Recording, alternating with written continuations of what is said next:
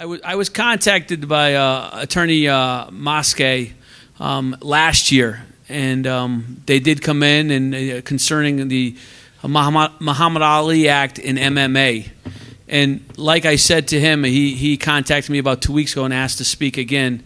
And I basically informed him our agenda is very, very full. But because all of us are concerned about the safety of the fighter, and we're worried about making sure the fighter is respected and their careers are taken care of medically as well as financially. We decided, the board of directors decided to allow him to speak with his fighters. And I have to say, one of the fighters is Randy Couture, who sits on our rules committee. So that's what we're here for, is fighter safety. So without any further delay, I'd like to introduce Attorney Mosque.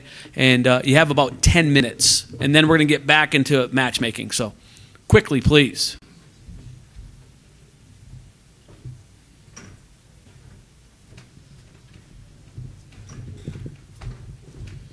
Hey, thank you, President Mazzulli, for the time. I'll be brief. Last year, we announced our efforts to have the Muhammad Ali Boxing Reform Act expanded to mixed martial arts. Here we are a year later. Our bill is pending in Congress. It's sponsored by Mark Wayne Mullen out of Oklahoma. It's now up to, I believe, 6 congressional sponsors. We are again here asking for all of your support for this act. It's badly needed. I want to introduce Randy Couture and Cung Lee to express some of the reasons why mixed martial arts badly needs to be covered by this act. Thank you. Thank you, guys. Good to see you all again. I think I brought Cung just as a bodyguard today, but obviously it's important to us. The Ali Act is done for boxers for many years what we need to encompass in mixed martial arts.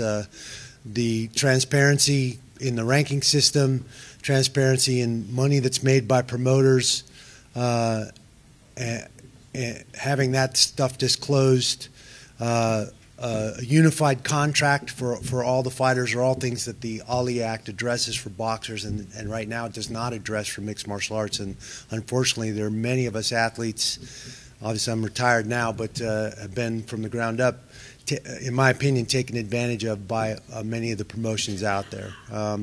So getting the act to be amended and incorporate all the combative sports, but mixed martial arts certainly would go a long ways in helping create an equal and level playing field between the athletes, the fighters who put in their lives on the line and stepping up in that cage, and the promoters that are making significant living off of promoting the sport. We want that to be equitable for both parties, and right now it's pretty one-sided.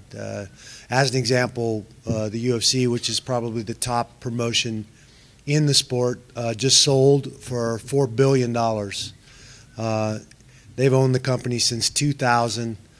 The amount that they've paid out to the fighters that fought in the time that they've owned the company equates to less than 10% of the amount of money that they've made and that they just made off selling the company.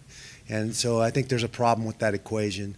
And that's something that I think expanding the Ali Act to encompass and incorporate mixed martial arts will go a long ways in helping us negotiate better contracts and get our fair share as fighters. That's what we're moving towards.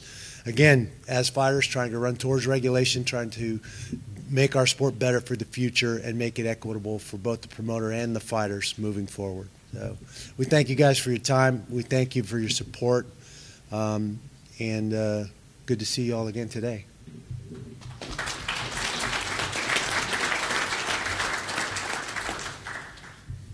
Thanks for having us. I just